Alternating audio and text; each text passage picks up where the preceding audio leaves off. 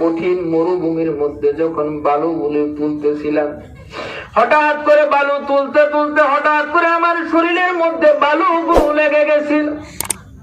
আমার সন্তান এসে, আমি যখন অস্থির হয়ে বসে গেলাম, আমার সন্তান আমার শরীর থেকে বালুগুলো সরায় দেয় আর বলে, বাবা তোমার শরীরের মধ্যে বালু লেগে গেছে, তোমার কষ্ট হবে, তোমাকে দেখতে খারাপ দেখা যায়। হুজুর, তাও আমার অন্তরের মহব্বত পয়দা হইল না, ভালোবাসা পয়দা হলো না হুজুর। আমি তাও গর্তটাকে খুঁজে সন্তানটাকে ঢাক দিলাম, ডাক দিয়ে সন্তানটাকে একটা ধাক্কা দিয়ে যখন ওই পাগারের মধ্যে, ওই বালুর গর্তের মধ্যে যখন ফেলাইয়া দিলাম, সন্তানটাকে চিৎকার দিয়ে বলে, বাবা তুমি আমাকে বালুর মধ্যে ফেলাও না, হ্যাঁ বাবা তুমি আমাকে বাড়িতে নেও, জীবনের ধরে আমি তোমার মুখটাও দেখবো না, ও বাবা তোমাকে বাবাও বলে ডাকবো না, দয়া করে আমাকে ছেড়ে দাও। ইয়া রাসূলুল্লাহ, আমি ছেড়ে দিইনি। সন্তানটাকে যখন বালু দিতেছিলাম, শরীরের বুক পর্যন্ত চলে আসলো। সন্তানটা আমাকে ডাক দিয়া বলে, বাবা ও বাবা। আল্লাহর হাবিব সাল্লাল্লাহু আলাইহি ওয়াসাল্লাম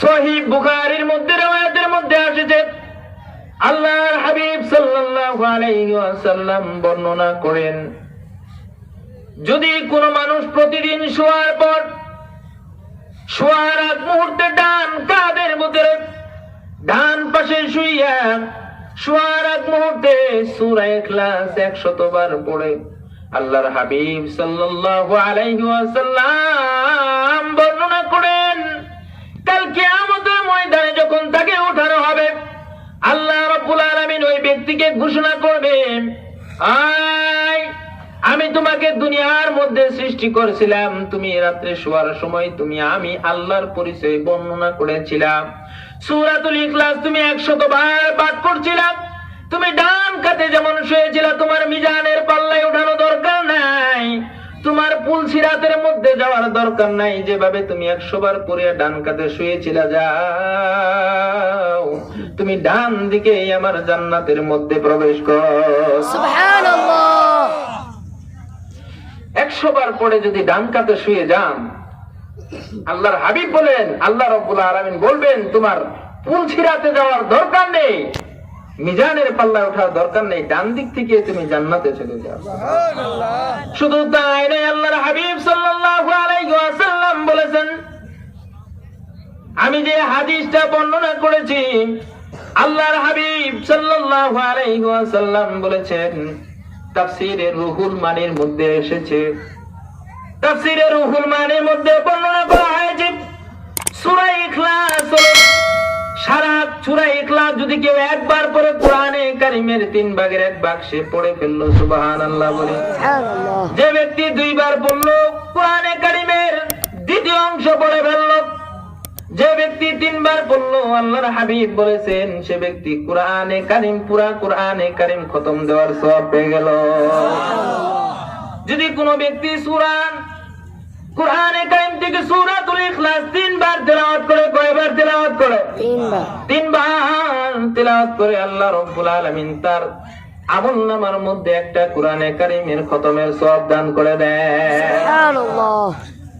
শুধু তাই নয়, আল্লাহর হাবিব সাল্লাল্লাহু আলাইহি ওয়াসাল্লাম বর্ণনা করেছেন, যদি কোন ব্যক্তি 5 ওয়াক্ত নামাজ পড়ার পর সূরা ইখলাস 10 বার পড়ে, কয়বার পড়ে? সূরা ইখলাস 10 বার পড়ে, সে ব্যক্তি যদি কুফর এবং শিরক 2 ধরনের গুনাহ না করে, যদি সে ব্যক্তি দুনিয়া থেকে বিদায় হয়ে যায়, আল্লাহ রাব্বুল আলামিন দুনিয়া থেকে বিদায় হয়ে যাওয়ার সাথে সাথে কবরের মধ্যে নামানোর সাথে সাথে তার জন্য জান্নাতের 7টি দরজা খুলে দেন। সুবহানাল্লাহ। কত ফজিলত, কত ফজিলত, শুধু তাই নয়, কত ফজিলত বর্ণনা করা হয়েছে। তাফসীর ইবনে কাসিরের মধ্যে লেখা হয়েছে, 4 নম্বর খণ্ডের মধ্যে লেখা হয়েছে, আল্লাহর হাবিব সাল্লাল্লাহু আলাইহি ওয়াসাল্লাম 9ম হিজরির মধ্যে যখন যুদ্ধ করার জন্য তিনি চলে গেলেন, তাবুকের যুদ্ধের মধ্যে তিনি চলে গেলেন। তাবুকের যুদ্ধ 9 হিজরি তাবুকের যুদ্ধের মধ্যে আল্লাহর হাবিব যখন চলে গেলেন, গজওয়া বলা হয়। আল্লাহর রাসূল যে যুদ্ধের মধ্যে স্বয়ং উপস্থিত ছিলেন সেটাকেই বলা হয় গজওয়া। আল্লাহর হাবিব স্বয়ং যখন যুদ্ধ করতে যাইলেন, আয় বাবা, যুদ্ধ করার যাওয়ার পর কাফেররা যখন শুনতে পাইল আল্লাহর হাবিব চলে আসছেন, ভয় পেয়ে নাই, রেহাই নাই, আল্লাহর হাবিব চলে আসছে, মনে হয় আল্লাহর হাবিবের কারণে আমাদের উপর গজব হইতে পারে, এই জন্য পালায়া পালায়া দৌড়াইয়া চলে গেছে, যুদ্ধ ছাড়াই বিজয় হয়ে গেছে। সুবহানাল্লাহ। আল্লাহর হাবিব বিজয় হয়ে গেলেন। হঠাৎ পর জিবরাইল আলাইহিস সালাতু ওয়াস সালাম আল্লাহর হাবিব সাল্লাল্লাহু আলাইহি ওয়াসাল্লামের কাছে এসে উপস্থিত হয়ে গেলেন। আল্লাহর হাবিবকে ডাক দিয়ে বলেন, ইয়া রাসূলুল্লাহ,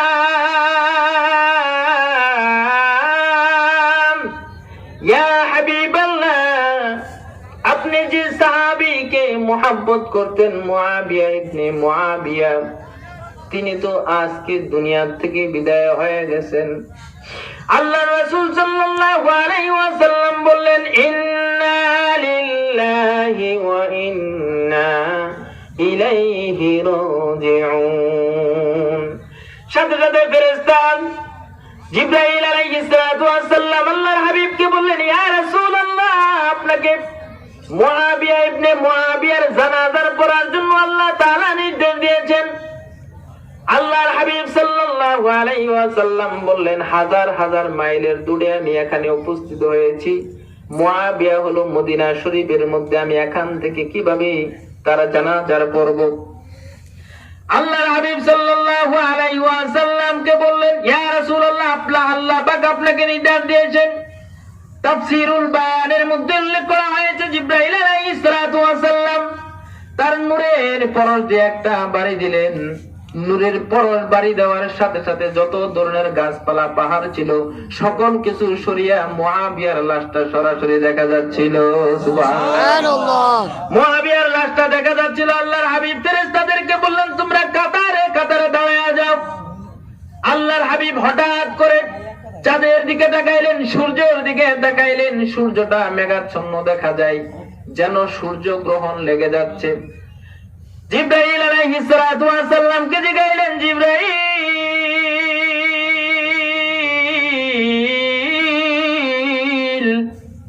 এটা কি সূর্য গ্রহণ লাগলো নাকি? সূর্যটা তো ডুবে ডুবে যায় অবস্থা হয়ে গেছে। আল্লাহর হাবিবকে ডাইকে বললেন, ইয়া রাসূলুল্লাহ, না, কোন বৃষ্টির এটা আবরণ নয়। মুআবিয়ার জানাজার পড়ার জন্য আল্লাহ রাব্বুল আলামিন 1,40,000 ফেরেশতা মোতায়েন করে দিয়েছেন। সুবহানাল্লাহ।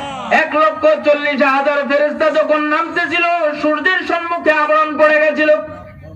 আল্লাহর হাবিবের সম্মুখে যখন লাশটা চলে আসলো, আল্লাহর হাবিব জানাজার মধ্যে দাঁড়াইয়া গেলেন। এখন প্রশ্ন হতে পারে, আমরা বাংলাদেশের মধ্যে আমরা আছি উজানপাড়া, জামালপুর জানাজার হইলে এখান থেকে গায়েবানা জানাজার পড়তে পারবো কিনা?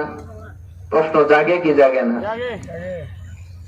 আদ-দুররুল মুখতার মা'আর রদ্দুল মুখতার, ফতোয়ার কিতাবের মধ্যে অন্যতম একটা ফতোয়ার কিতাব। আদ-দুররুল মুখতার মা'আর রদ্দুল মুখতারের মধ্যে লেখা হয়েছে, গায়েবানা জানাজা আল্লাহর রাসূলের জন্য খাস ছিল। কেন খাস ছিল? আল্লাহর রাসূলকে যখন নূরের পরশ দিয়ে যখন জিবরাইল বাড়ি দিয়েছিল, সাথে সাথে লাশটা সম্মুখে দেখা গেছিল। আমরা কি এরকম বুজুর্গ আছি এখান থেকে দাঁড়ালে জামালপুরে লাশ দেখা যাবো? আছে? এটা আল্লাহর রাসূলের জন্য খাস ছিল। হ্যাঁ, আপনি যদি এত বড় বুজুর্গ থাকেন যে আপনি এখান থেকে বৈশা ঢাকা শহরের লাশ দেখতে পারতেছেন, তাহলে আপনি দাঁড়াবেন গায়েবানা। আমরা কি এতই বড় মুহাক্কিক বুজুর্গ হয়ে গেছি? বর্তমানে অনেক যুগে এখন আয়ামে জাহিলিয়াত অনেকে আছে, কয় গায়েবানা জানাজা শুরু করে, জানাজার হচ্ছে ঢাকায়, এখানে দাঁড়ায় যা। কথা বলেন ঠিক না বেঠে? এটা আল্লাহর রাসূলের জন্য খাত, অন্য সময় জায়েজ হবে না। আল্লাহর হাবিব সাল্লাল্লাহু আলাইহি ওয়াসাল্লাম জানাজা পড়লেন। জানাজার পড়ার পরে ফেরেশতাকে জিগাইলেন, ও ফেরেশতা, ফেরেশতা, আমার মুআবিয়া কি ধরনের একটা আমল করেছিল যার কারণে একজন নয় নয়, 2 জন নয়, 1,40,000 ফেরেশতা আল্লাহ রাব্বুল আলামিন মোতায়েন করেছে। জিবরাইল আলাইহিস সালাতু ওয়াস সালাম বলেন, ইয়া রাসূলুল্লাহ, ইয়া হাবিবাল্লাহ, তিনা আল্লাহ রাব্বুল আলামিনের কাছে তার একটা আমল এমন পছন্দনীয় ছিল যে আমলের কারণে আল্লাহ রাব্বুল আলামিন খুশি হয়ে গেছেন। আল্লাহ রাব্বুল আলামিন খুশি হয়ে যাওয়ার কারণে আল্লাহ রাব্বুল আলামিন খুশির কারণে উপঢৌকন হিসেবে 1,40,000 ফেরেশতা মোতায়েন করেছেন। সুবহানাল্লাহ। সাথে সাথে বলল, কোন ধরনের আমল করেছিল?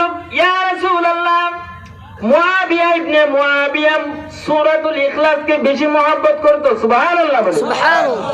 সূরাতুল ইখলাসকে বেশি মহব্বত করত, ভালোবাসতো। এই ভালোবাসার কারণে আল্লাহ তাআলা তার সম্মান ও মর্যাদাটাকে বৃদ্ধি করে দিয়েছেন।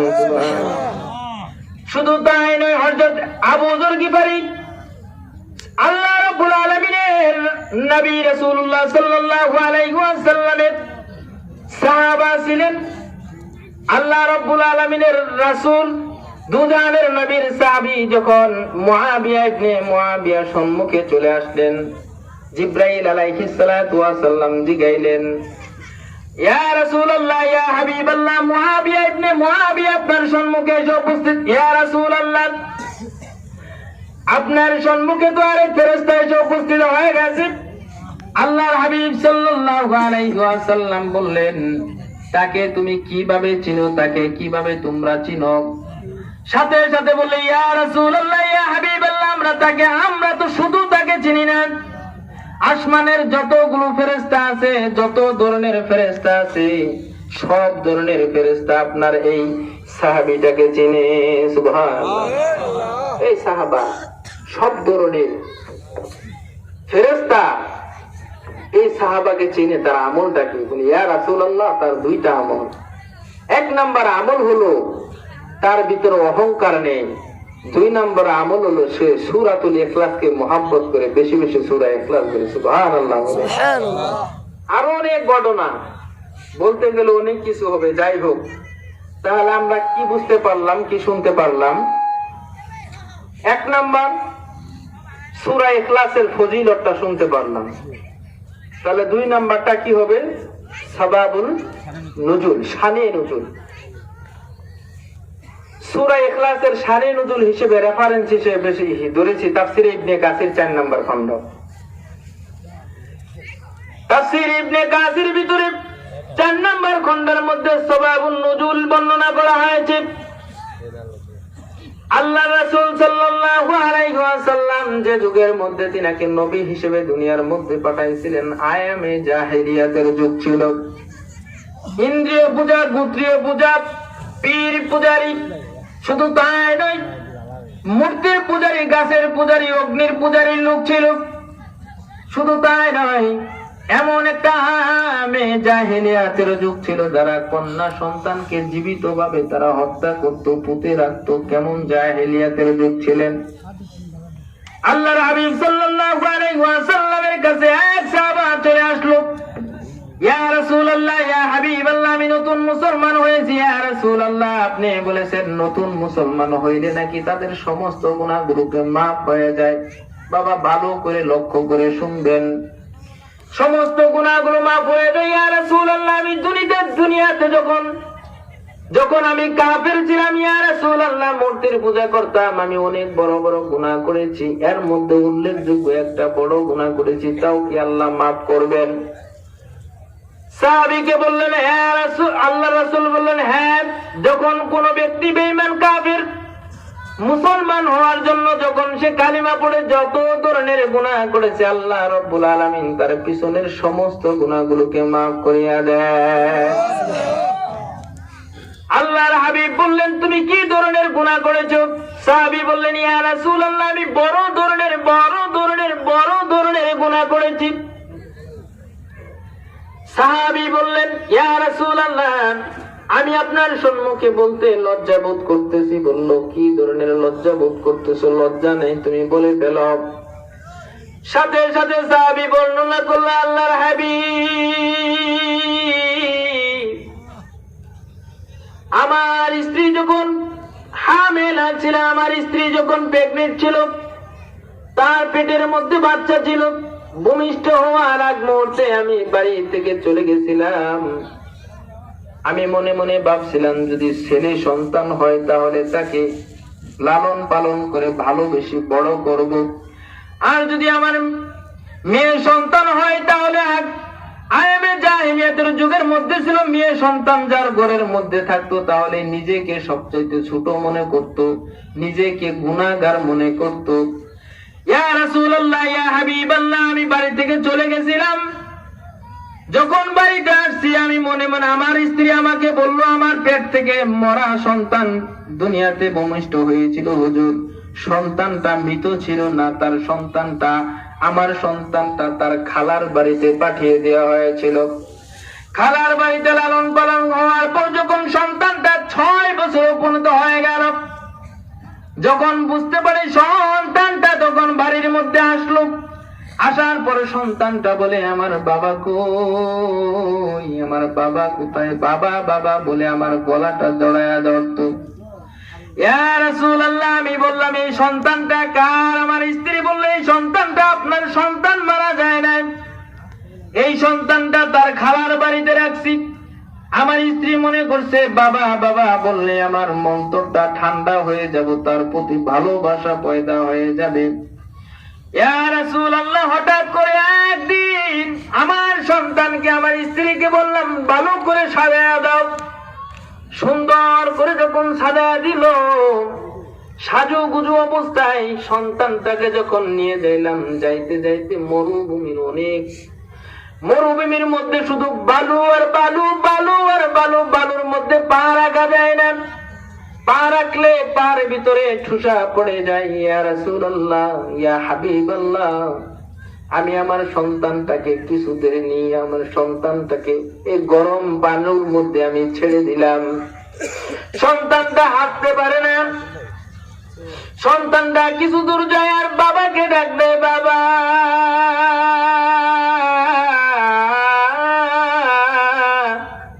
ও বাবা, একদিন নয়, 2 দিন নয়, অনেক দিন পর তোমাকে বাবা দেখছি গো বাবা। আর বাবা গরমের যন্ত্রণার কারণে আমি থাকতে পারি না বাবা, আমাকে একটু তোমার কোলে নেও না।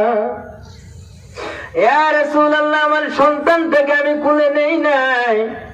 সন্তানটাকে হেসরাইয়া টানাইয়া আমি যখন কঠিন মরুভূমির মধ্যে যখন বালুগুলো তুলতেছিলাম, হঠাৎ করে বালু তুলতে তুলতে হঠাৎ করে আমার শরীরের মধ্যে বালুগুলো লেগে গেছিল।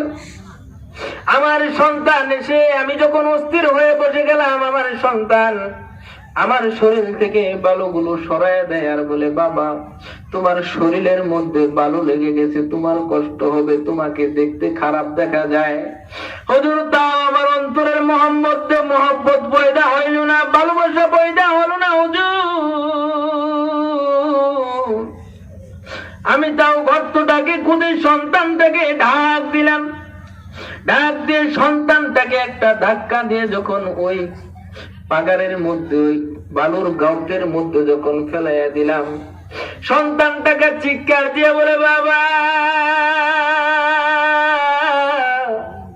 তুমি আমাকে বালুর মধ্যে ফেলাও না, বাবা তুমি আমাকে বাড়িতে নেও, জীবনের ধরে আমি তোমার মুখটাও দেখবো না, ও বাবা তোমাকে বাবাও বলে ডাকবো না, দয়া করে আমাকে ছেড়ে দাও। ইয়া রাসূলুল্লাহ, আমি ছেড়ে দিইনি। সন্তানটাকে যখন বালু দিতেছিলাম শরীরের বুক পর্যন্ত চলে আসলো। সন্তানটা আমাকে ডাক দিয়া বলে বাবা ও বাবা, আবার ঘুমটা বন্ধ হয়ে যাচ্ছে ও বাবা, বাবা আমার ঘুমটা বন্ধ হয়ে যাচ্ছে, দয়া করে আমাকে ছেড়ে দাও। আমি ছাড়লাম না। সন্তানটাকে যখন মুখ পর্যন্ত পুঁতে ফেললাম, সন্তানটা জোরে করে আওয়াজ দিতেও পারতেছে না, মুখের চুপচুপানি শব্দ দিয়ে বুঝতে পারছি কি আমি আমাকে বাবা বাবা বলে ডাকতেছে। চোখের পানি ফেলাইয়া যখন কান্না শুরু করলো, বাবা যখন সন্তানটাকে রেখে চলে আসলেন, পিছন থেকে সন্তান আবার ডাক দে বাবা, ও বাবা, তুমি আমাকে একাকিত্ব ভাবে এখানে রেখে যাও না বাবা। ইয়া রাসূলুল্লাহ, আমি শুনলাম না সন্তানটাকে জীবন্ত অবস্থায় পুঁতে রেখে চলে আসলাম। ইয়া রাসূলুল্লাহ, আল্লাহর হাবিব এই ঘটনাটা শোনার পর চোখের পানি জোর জোর করে টপ টপ করে পড়তেছিল। দাড়ি মুবারক ভিজে যখন বুক মুবারকের মধ্যে পড়ে গেল, আল্লাহর হাবিব বললেন, ও আমার সাহাবা, তুমি ইসলাম গ্রহণ করার আগে যত ধরনের গুনাহ করো না কেন, যখন তুমি পড়েছো লা ইলাহা ইল্লাল্লাহু মুহাম্মাদুর রাসূলুল্লাহ, তোমার পিছনের সমস্ত গুনাহ আল্লাহ রাব্বুল আলামিন মাফ করে দিয়েছেন। সুবহানাল্লাহ। ভাইরা আমার, ওই আমি জাহেলিয়াতের যুগের মধ্যে আল্লাহর হাবিবকে প্রেরণ করা হয়েছিল। আল্লাহর হাবিব সাল্লাল্লাহু আলাইহি ওয়াসাল্লাম যখন বললেন, তোমরা এক আল্লাহর ইবাদত করো, কুল হুয়াল্লাহু আহাদ, আল্লাহ রাব্বুল আলামিন আল্লাহ এক, আল্লাহ ব্যতীত আর কোনো মালিক নাই। যখন বলতেছিল তোমরা আল্লাহর ইবাদত করো, তখন সাথে সাথে বেঈমান কাফেরেরা বলে উঠলো, আমাদের মূর্তিরা তো কাঠের তৈরি, কিছু কিছু মূর্তি হইল পাথরের তৈরি, কিছু কিছু মূর্তি আছে যারা নাকি স্বর্ণের তৈরি, কিছু কিছু মূর্তি আছে রূপার তৈরি, তোমার আল্লাহ কিসের তৈরি? বলতে বলতে হাসতে শুরু করলো। নাউজুবিল্লাহ বলে খ্রিস্টানেরা বলতে শুরু করলো যে আমাদের প্রভু, ইহুদিরা বলতে থাকলো আমাদের মালিক স্বর্ণের তৈরি, পাথরের তৈরি, রূপার তৈরি, তোমার আল্লাহ কিসের তৈরি? আল্লাহ রাব্বুল আলামিন কিতাবের মধ্যে আসছে, আল্লাহ রাব্বুল আলামিন ওই সমস্ত লোকদের পরিচয় দেওয়ার জন্য এই সূরাটা নাযিল করে আল্লাহর পরিচয় দিয়েছেন। সবাই বলি, কুল হুয়াল্লাহু আহাদ, আল্লাহুস সামাদ, লাম ইয়ালিদ ওয়া লাম ইউলাদ ওয়া লাম ইয়াকুল লাহু কুফুয়ান আহাদ। শুধু তাই নয়, ঈসা আলাইহিস সালাতু ওয়াস সালামের, মুসা আলাইহিস সালাতু ওয়াস সালামের যারা অনুসারী ছিলেন খ্রিস্টান, তারা বলতেছে যে আমরা তো মুসাকে মানি, তোমার আল্লাহর, আমাদের আল্লাহর পক্ষ থেকে মুসা হলো আল্লাহর সন্তান। ঈসা আলাইহিস সালাতু ওয়াস সালামরে যারা অনুসরণ করে তারা বলে আল্লাহর ছেলে হলো ঈসা, তার একটা বংশ ধারাবাহিকতা আছে। তোমার আল্লাহর বংশ পরিচয় কি? তুমি যে আল্লাহর কথা বলতেছো, আল্লাহর পরিচয়টা কি?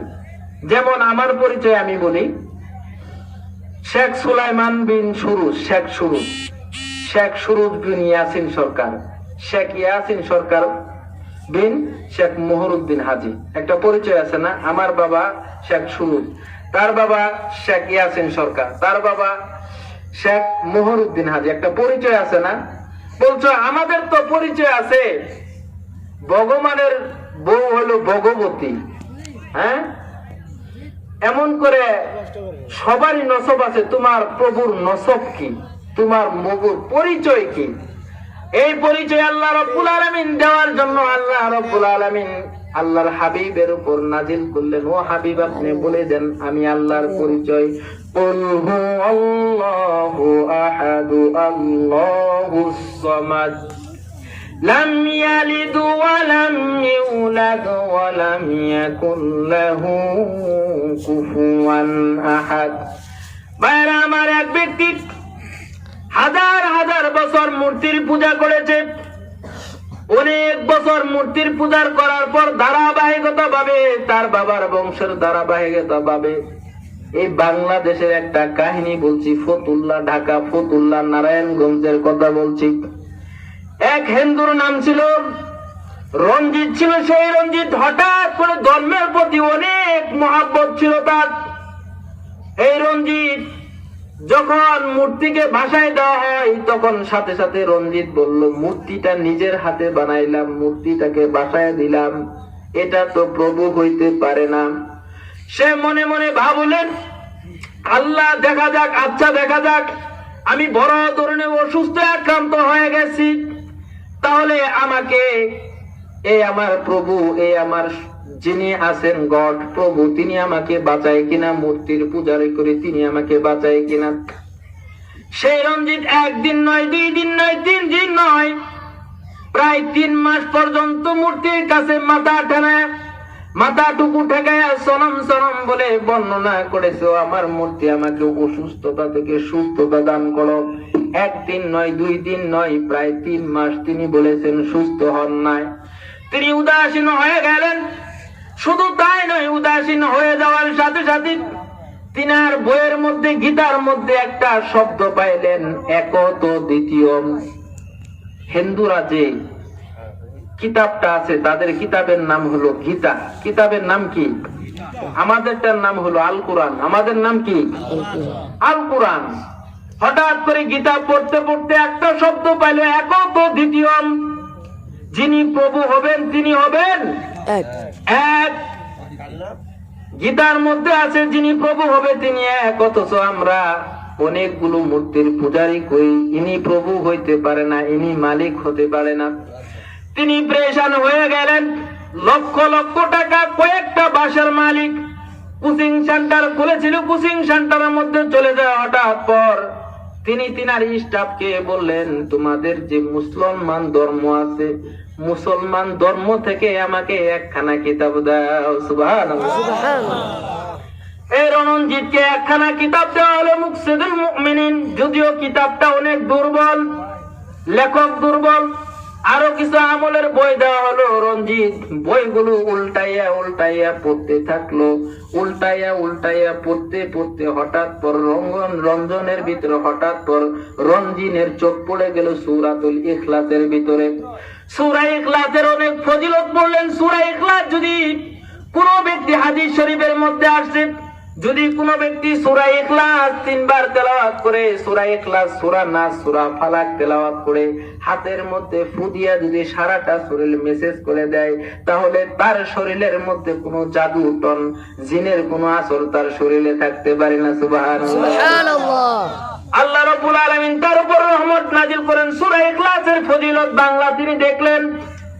দেখার পর তিনি আয়াতুল কুরসির ফজিলত দেখলেন। আয়াতুল কুরসির ফজিলতের মধ্যে বর্ণনা করা হয়েছে, যদি কোন ব্যক্তি সূরা আয়াতুল কুরসি তেলাওয়াত করে ফু দেয় বুকের মধ্যে, আল্লাহ রাব্বুল আলামিন সূরা আয়াতুল কুরসির বদলতে, সূরা ফাতিহার বদলতে তাকে সুস্থ কামিলা সুস্থতা দান করবে। সুবহানাল্লাহ। 3 মাস যাবত তিনি অসুস্থতায় ভুগতেছিলেন। যখন এই সূরাতুল ফাতিহা, ইখলাস এবং আয়াতুল কুরসি বাংলা দেখে তেলাওয়াত করলেন,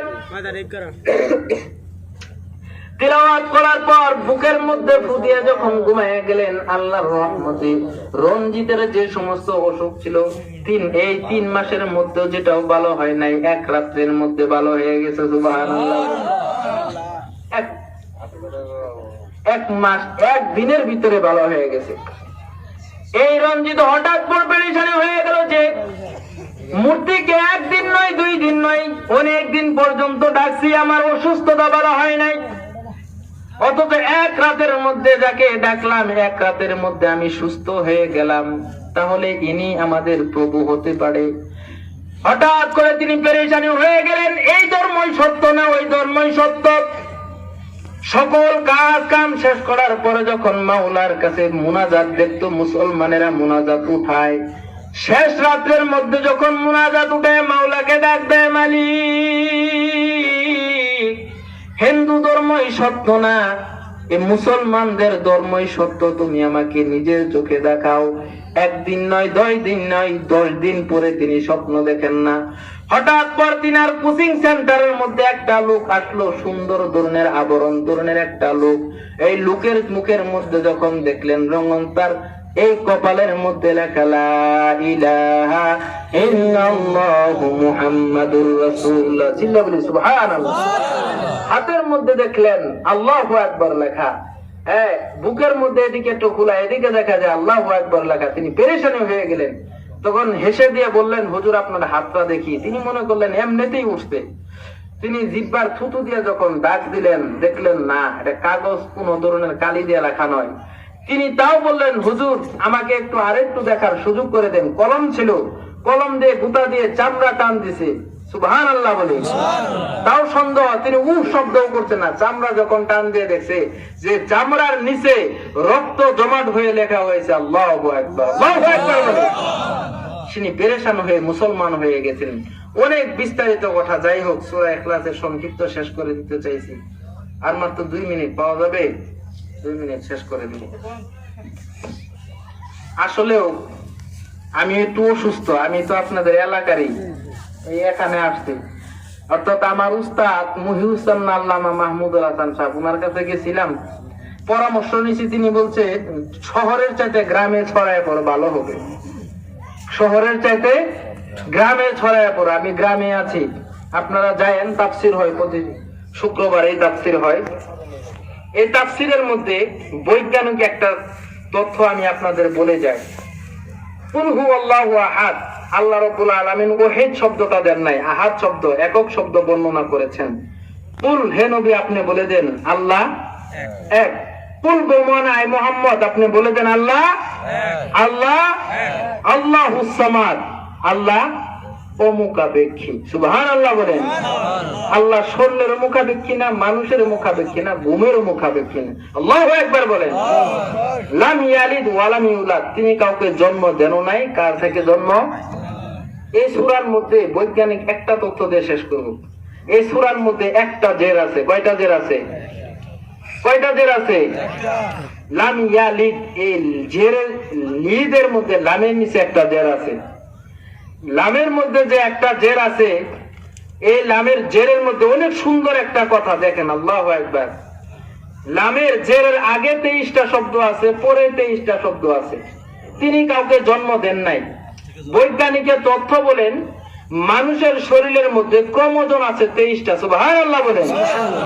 তিনি যে কাউকে জন্ম দেন নাই, এই জেরের দ্বারা এই জন্ম দেন নাই, এই আগের 23টা শব্দ পরের 23টা শব্দের দ্বারা ক্রোমোজোমকে বোঝানো হয়েছে। এই ক্রোমোজোম মানুষের সন্তান হওয়ার জন্য অনেকটা সবচেয়ে বড় অবদান রাখে। ক্রোমোজোম না থাকলে কোনো সন্তান হয় না। আল্লাহ বুঝিয়েছেন এই 23টা হরফের দ্বারা, এই 23টা ক্রোমোজোম আমি আল্লাহর কাছে নাই। আমি আল্লাহ কাউকে জন্ম দেনও না, দেও না, কার কাছে হয়ে নাই। সুবহানাল্লাহ। এরপরে 7টা হরফ, 7টা শব্দ, এর আগে 7টা শব্দ, এর আগে 7টা শব্দ, পরে 7টা শব্দ। হ্যাঁ দেখেন এই 7টা শব্দের দ্বারা কি বুঝাইছে দেখছেন? আল্লাহু আকবার বলি। মানুষ সৃষ্টি হওয়ার জন্য 7টা দাঁত লাগে। কয়টা দাঁত লাগে?